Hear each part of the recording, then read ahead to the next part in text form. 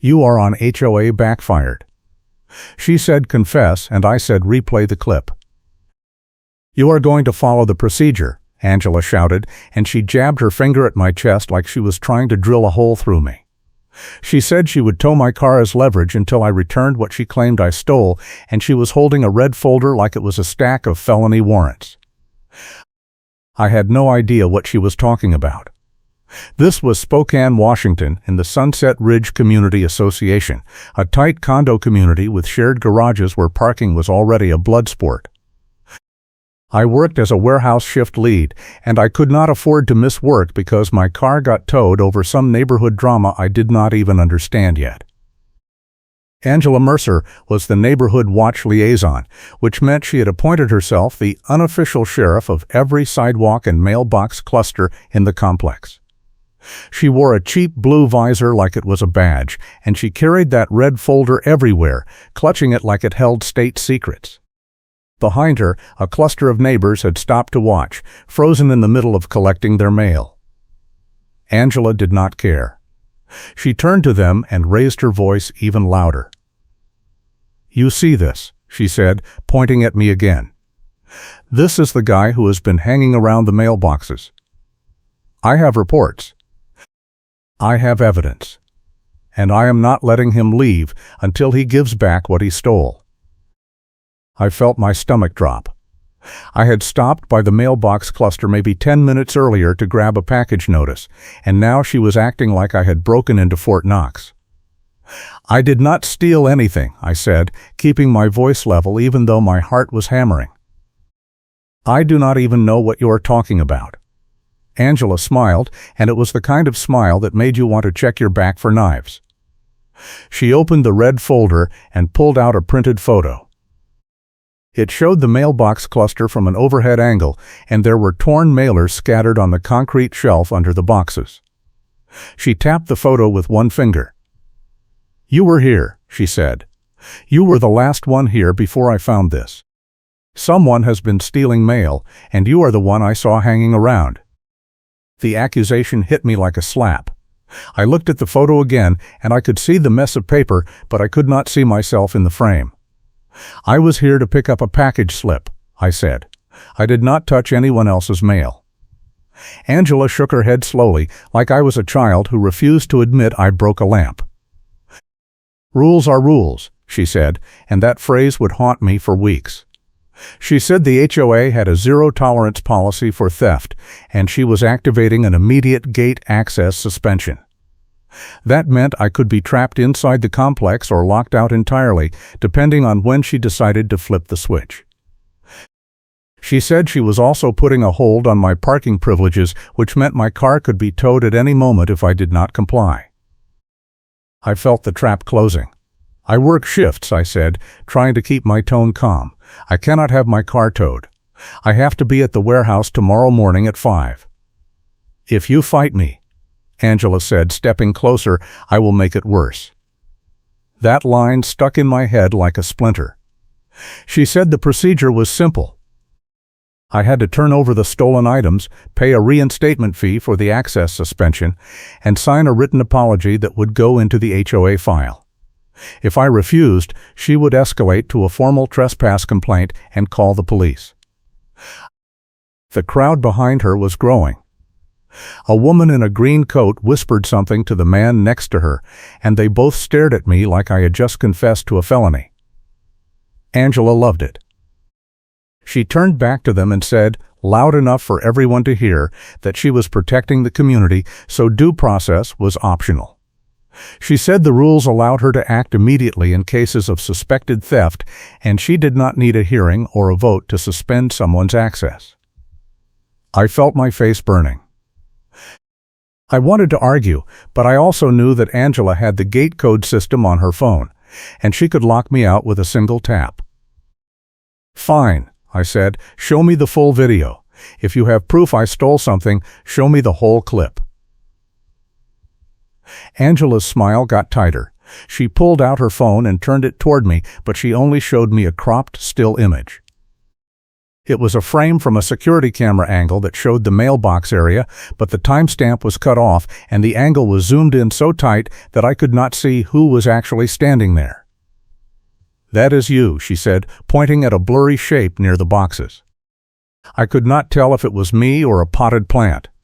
The image quality was terrible, and the framing hid every useful detail. "I need to see the full video," I said, "not just a screenshot." Angela shook her head. "That is all you need," she said.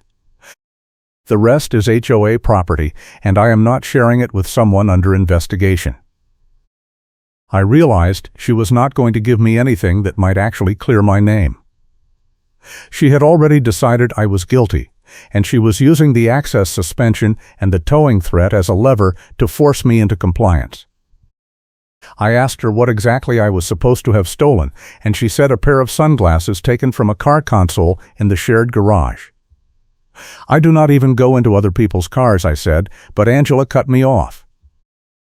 She said a resident had reported the theft 2 days ago, and the timeline matched my comings and goings. She said I was the last person seen near the victim's parking space before the sunglasses went missing. It was absurd, but it was also terrifying, because Angela had the kind of authority that did not need to make sense. She was the neighborhood watch liaison, which meant she could file complaints, send violation notices, and coordinate with the towing company without needing board approval. She pulled a portable printer out of a canvas bag at her feet, the kind you plug into your phone, and she printed a notice right there on the sidewalk. She handed it to me with a flourish, and then she pulled out a cheap plastic stamp and slammed it onto the bottom of the page like a judge banging a gavel. "There," she said. "Official notice. You have 72 hours to resolve this, or I escalate to a lien process." A lien process. That meant she could start filing paperwork to put a lien on my unit, which could wreck my credit and cost me thousands in legal fees to fight. I felt like I was drowning. The neighbors were still watching, and I could see a few of them pulling out their phones to record. Angela loved the audience.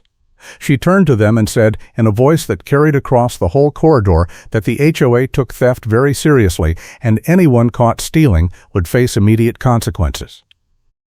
She said she was not afraid to call the police, the towing company, or the management office, and she expected full cooperation from everyone. I walked away before I said something I would regret. My hands were shaking, and I could feel my pulse in my throat. I got back to my condo and locked the door, and I sat on the couch trying to figure out what had just happened. I had been accused of mail theft and car theft in the span of 5 minutes, threatened with towing and a lien, and publicly humiliated in front of a dozen neighbors. And I had no idea how to prove I was innocent, because Angela had the only evidence, and she was not sharing it. That night, I could not sleep. I kept replaying the confrontation in my head, and I kept seeing that smug smile on Angela's face when she slammed the stamp down. I knew she was lying, but I did not know how to prove it. The next morning, I called the Sunset Ridge Management Office and asked to speak to someone about the accusation. The receptionist, a woman named Claire, sounded exhausted. She said Angela had already filed a formal complaint and the HOA was treating it as an active investigation. Claire said I could request a copy of the complaint, but it would take 5 business days to process, and in the meantime, the access suspension would stay in place. 5 business days. I did not have 5 days. I was on probation at my warehouse job, and if I missed a shift because my car got towed or I could not get through the gate, I would lose the position. I told Claire about the cropped photo and the missing video, and she sighed. She said Angela had submitted the photo as evidence, but the management office did not have access to the full security footage because the cameras were privately owned by individual residents. Claire said if I wanted to challenge the accusation, I would need to gather my own evidence and submit a written rebuttal. I hung up and stared at the ceiling. I needed proof, and I needed it fast. I started by checking my own doorbell camera. I had installed a spare mounting plate a few weeks earlier to test the angle, and the camera had been recording the hallway outside my unit continuously. I pulled up the footage from the day of the supposed car theft, and I found something interesting. The timestamp showed me leaving my unit at 8 in the morning and not returning until 6 that evening. The stolen sunglasses had been reported missing around 2 in the afternoon, which meant I was at work when the theft happened. I saved the clip and made a note of the timestamp. Then, I got a text from Angela. It was a group message sent to the entire neighborhood watch list, and it included a photo of me standing near the mailboxes with a caption that read, "Suspected mail thief. Use caution and report any suspicious activity." I felt my stomach turn. She was doubling down, and now everyone in the complex thought I was a criminal. I took a screenshot of the message and added it to my evidence folder. The next day, I went back to the mailbox cluster during my lunch break. I wanted to see if there were any other cameras in the area that might have caught the actual thief. I found one mounted on a pole near the entrance to the corridor, and it was angled to cover the mailboxes and the parking area beyond. The camera had a small sticker with a phone number for the owner, so I called and left a message explaining the situation. An hour later, the owner called me back. He was an older man named Ed, and he said he had heard about the theft accusation. He also said he had footage from that day, and he was willing to share it if I came by his unit. I met Ed that evening, and he showed me the clip on his laptop. The footage was clear, and it showed the mailbox corridor from a wide angle. I could see myself walking up to the boxes, grabbing my package slip, and leaving. But more importantly, I could see Angela arriving about 10 minutes after I left. She was carrying a shopping bag, and she stopped at the mailbox cluster for a few seconds before walking away. The torn mailers were not visible before she arrived, but they were visible in the frame after she left. Ed paused the video and pointed at the screen. "That is weird," he said. "Why would she be messing with the mail?" I asked Ed if I could have a copy of the footage, and he agreed. He burned it to a USB drive and handed it to me. I felt a tiny surge of hope. The video was not enough to prove Angela had stolen the sunglasses, but it was enough to prove she had lied about the timeline. I thanked Ed and went home, and I started building my case. Over the next 2 days, I gathered everything I could. I had the doorbell camera footage showing I was gone during the car theft. I had Ed's security footage showing Angela at the mailbox cluster after I left. I had the screenshot of her group text accusing me publicly. And I had the cropped photo she had shown me, which I realized was taken from a completely different angle than Ed's camera, which meant Angela had access to at least 2 camera feeds, and she had chosen to show me the one that hid the most information. But I still did not have proof of the sunglasses. I needed something concrete that tied Angela to the theft, and I did not know where to look. Then I remembered the complaint form. Angela had mentioned filing a formal complaint, which meant there was paperwork somewhere in the system. I called Claire at the management office and asked if I could come in to review my file. She hesitated, then said I could stop by during office hours. I went to the management office the next morning, and Claire met me in the lobby. She looked tired, and she kept glancing at the door like she expected Angela to walk in at any moment. I asked to see the complaint form, and Claire pulled out a thin folder. Inside was a single sheet of paper, a printed form with checkboxes and a few handwritten lines. The form listed my name, my unit number, and a brief description of the alleged theft. But what caught my eye was the metadata at the bottom of the page. The form had a creation date printed in tiny text, and it showed the file had been generated 2 weeks before the theft was even reported. I pointed it out to Claire, and she frowned. "That does not make sense," she said. She pulled out another file and showed me a second complaint form, this one for a different resident. The forms were identical. Same layout, same font, same checkboxes. The only difference was the name and the date. Claire held the 2 forms side by side, and we both stared at them. "Someone is mass-producing these," I said. Claire nodded slowly. She said she would look into it, but she also warned me that Angela had a lot of influence with the board and challenging her directly could backfire. I left the office with a photocopy of both complaint forms and I added them to my evidence folder. I was starting to see a pattern. Angela was not just lying about one theft. She was running a system, generating fake complaints, using cropped photos and selective timelines to frame people, and then leveraging the HOA enforcement process to pressure them into paying fees or signing apologies. It was a shakedown, and I was just the latest target. If you are enjoying this story, please hit the like button and subscribe for more HOA drama. That afternoon, I got another text from Angela. This one was a direct message, not a group chat, and it said I had 24 hours to turn over the stolen property and pay a $200 reinstatement fee, or she would proceed with the trespass complaint and the lien process. She also said she had called the towing company and put my vehicle on a priority list, which meant they could tow it at any time without additional notice. The time pressure was suffocating. I had one day to clear my name or I would lose my car and possibly my job. I decided to take the evidence to the police. I drove to the Spokane Police Department substation and asked to file a report.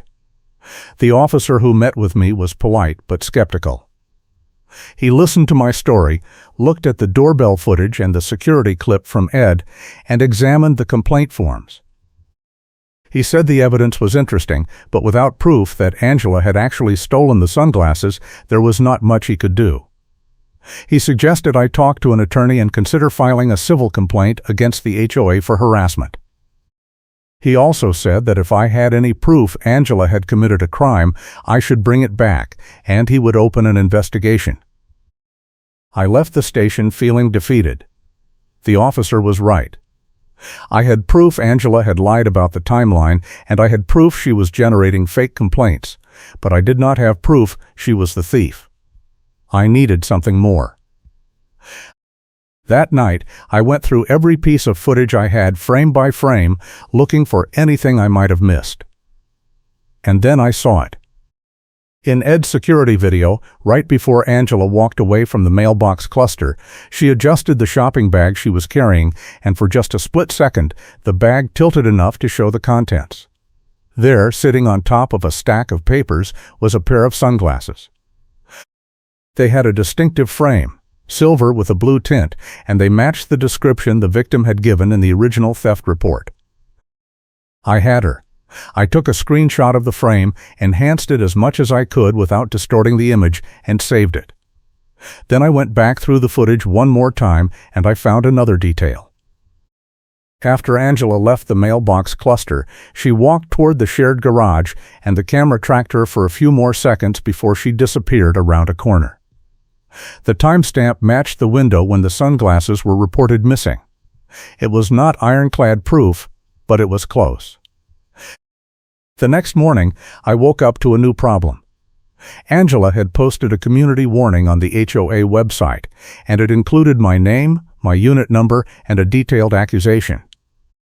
The post said I was a danger to the community, that I had been caught stealing from mailboxes and vehicles, and that residents should avoid contact with me and report any interactions to the neighborhood watch. The post had been up for less than an hour, and it already had a dozen comments, most of them calling for my immediate removal from the complex. I felt sick. Angela was not just threatening me anymore, she was destroying my reputation in real time, and there was nothing I could do to stop it without proof. I decided to go back to the management office and confront her directly. I printed out every piece of evidence I had, the doorbell footage, the security clip, the complaint forms, the screenshot of the sunglasses, and I put it all in a clean binder. I also made a second copy and left it with a friend, just in case. When I got to the management office, Claire was at the front desk and she looked nervous. She said Angela was in the back room and she had been there for the past hour on the phone with the towing company. I asked if I could wait, and Claire nodded. A few minutes later, Angela came out, and she stopped in her tracks when she saw me. She was still holding her phone, and I could hear a voice on speaker, loud and impatient. The voice was saying something about priority towing and authorization codes, and Angela was nodding along like she was directing a military operation. I stepped forward and held up the binder. I said I had evidence that cleared my name, and I wanted to submit it formally. Angela's expression shifted from surprise to anger. She ended the call and turned to face me. "What are you doing here?" she said. "You are supposed to be at home waiting for the police." "I am not waiting for anything," I said. "I am here to show you proof that I did not steal anything, and that you lied." Angela laughed, a short, sharp sound that made Claire flinch. "You do not have proof of anything," Angela said. "You have some blurry footage and a bunch of excuses." I opened the binder and pulled out the screenshot of the sunglasses in her shopping bag. I handed it to her, and I watched her face change. She stared at the image for a long moment, and then she looked up at me. "This does not prove anything," she said, but her voice was quieter now. "That could be anyone's bag." "It is your bag," I said. "The timestamp matches, the location matches, and the sunglasses match the description from the theft report. You stole them, and then you framed me." Angela tried to grab the binder out of my hands, but I stepped back. Claire stood up from the desk and said in a firm voice that physical confrontations were not allowed in the management office. Angela turned on her, and for a second I thought she was going to start yelling, but then she seemed to deflate. She put the screenshot down on the desk and said, very slowly, that I was misinterpreting the evidence. She said the sunglasses in the bag were hers, and the fact that they looked similar to the stolen pair was just a coincidence. She said I was grasping at straws, and if I kept pushing, she would make sure the board knew I was harassing her. But I was not done. I pulled out the 2 complaint forms and laid them side by side on the desk. I pointed at the creation dates and the identical formatting. "These forms were made 2 weeks before the thefts were even reported," I said. "You made them in advance, and you filled in the names later. You are running a scam, and I am not the only person you have done this to." Angela stared at the forms, and I could see the calculation happening behind her eyes. She picked them up and flipped through them, and then she said very carefully that the forms were templates, and the creation date referred to when the template was made, not when the individual complaint was filed. It was a weak excuse, and we both knew it. Claire looked at the forms and then at Angela, and she said she would need to escalate this to the board president. Angela shook her head. "You do not need to do that," she said. "This is just a misunderstanding." But Claire was already picking up the phone.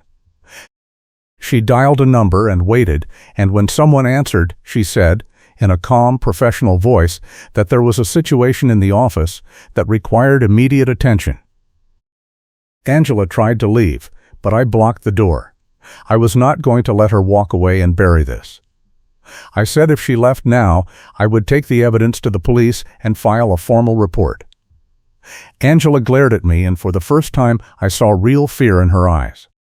She said, very quietly, that I was making a mistake, and that if I embarrassed her in front of the board, she would make my life hell. But I did not care anymore. I had been threatened, humiliated, and nearly bankrupted over a theft I did not commit, and I was done playing defense. The board president arrived 10 minutes later.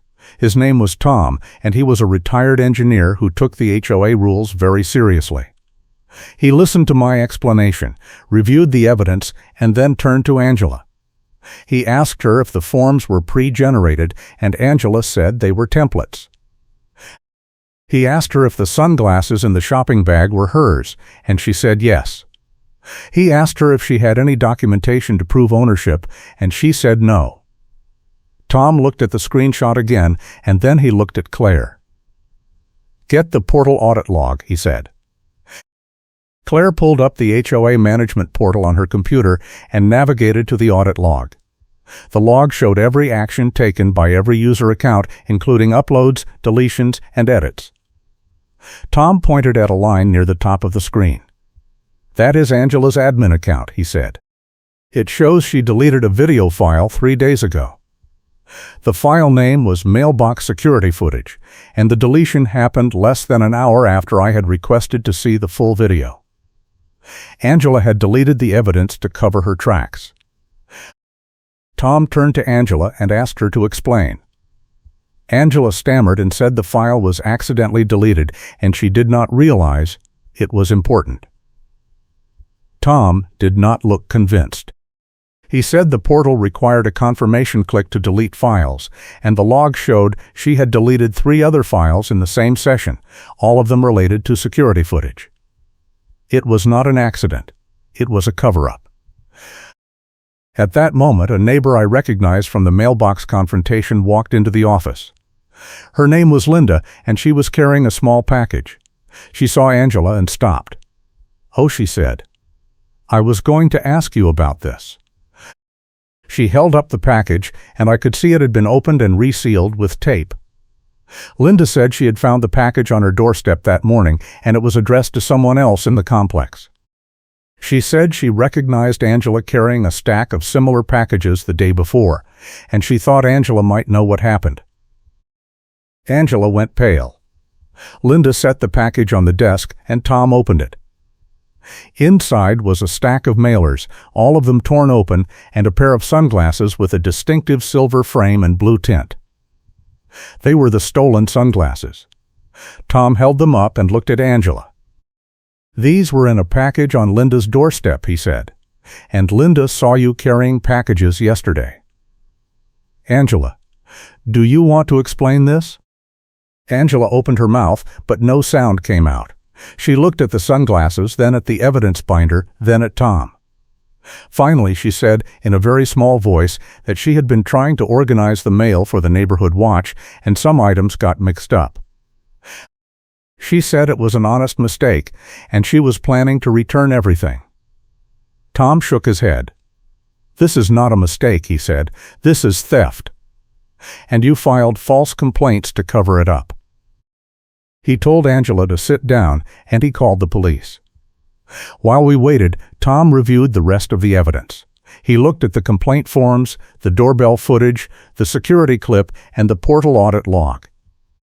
He said the HOA would be conducting a full investigation, and in the meantime, Angela was suspended from all neighborhood watch duties and removed from the management portal. He also said he would be recommending the board refund any fees I had been charged and put a hold on further fees pending review. When the police arrived, Tom handed over the evidence, and the officer I had spoken to earlier took a statement from everyone in the room. He examined the sunglasses, the complaint forms, and the portal audit log, and then he turned to Angela and read her rights. Angela started crying, and she said she never meant for it to go this far. She said she was only trying to keep the neighborhood safe, and things got out of hand. The officer was not interested in excuses. He said Angela was being charged with theft and filing a false police report, and she would need to appear in court. As the officer was escorting Angela out, she turned back to me and said, in a shaking voice, that I had ruined her life. I did not respond. I just watched as the door closed behind her, and I felt a weight lift off my chest. Tom turned to me and apologized on behalf of the HOA. He said the board would issue a written correction and retract the theft accusation from my file. He also said the HOA would be reviewing all of Angela's previous complaints to see if anyone else had been falsely accused. Claire handed me a printed receipt showing the access suspension had been lifted and the towing hold had been removed. She also gave me a copy of the incident report number the officer had written, and she said I could use it if I needed to file a civil claim later. I thanked her, and I left the office feeling like I could finally breathe again. Over the next few days, the story spread through the complex like wildfire. Neighbors stopped me in the parking lot to apologize for believing Angela's accusations, and a few of them admitted they had also been targeted by her fake complaints. One man said Angela had accused him of parking in the wrong spot and charged him a $50 fine, even though the spot was assigned to him. Another woman said Angela had claimed she was running an illegal business out of her condo, and Angela had demanded a compliance fee before she would drop the complaint. It turned out Angela had been running the scam for months, generating fake violations, demanding fees, and pocketing the money. The board launched a full audit, and they found dozens of complaints that matched the same template format. They also found that Angela had been using the towing company to pressure residents, calling in false reports and then offering to cancel the tow if the resident paid a settlement fee. The towing company was furious when they found out, and they cut ties with the HOA immediately. Angela had been using their name to intimidate people, and they wanted nothing to do with her. The final humiliation came a week later. I was at the management office picking up my corrected file when Angela's daughter came in to collect her mother's personal belongings. She was polite but embarrassed, and she apologized for what her mother had done. She said Angela was out on bail and had been ordered to stop contacting me directly. She also said the court had issued a restraining order, and Angela was not allowed on HOA property except to attend her own hearings. As the daughter was leaving, she handed me a small box. Inside was the red folder Angela had been carrying during our confrontations, and it was full of blank complaint forms, pre-printed with the HOA letterhead and ready to be filled out. There were also photos of other residents, receipts, and handwritten notes detailing who had been targeted and how much money Angela had collected. It was a complete record of the scam, and it was exactly what the board needed to finish their investigation. Tom called me a few days later and said the board had voted unanimously to refund all charges related to Angela's complaints and to issue a formal apology. He also said Angela had been banned from serving in any HOA role in the future, and the board was recommending criminal charges for fraud and theft. The HOA also agreed to pay my attorney fees if I decided to pursue a civil case, but I decided not to. I just wanted it to be over. The neighborhood slowly returned to normal. The mailbox cluster got a new security camera, managed by the HOA instead of individual residents, and the board implemented new rules to prevent anyone from abusing the complaint process. Angela's scam had exposed serious flaws in the system, and the board was determined to fix them. I never saw Angela again, but I heard she pleaded guilty to the charges and was sentenced to probation and community service.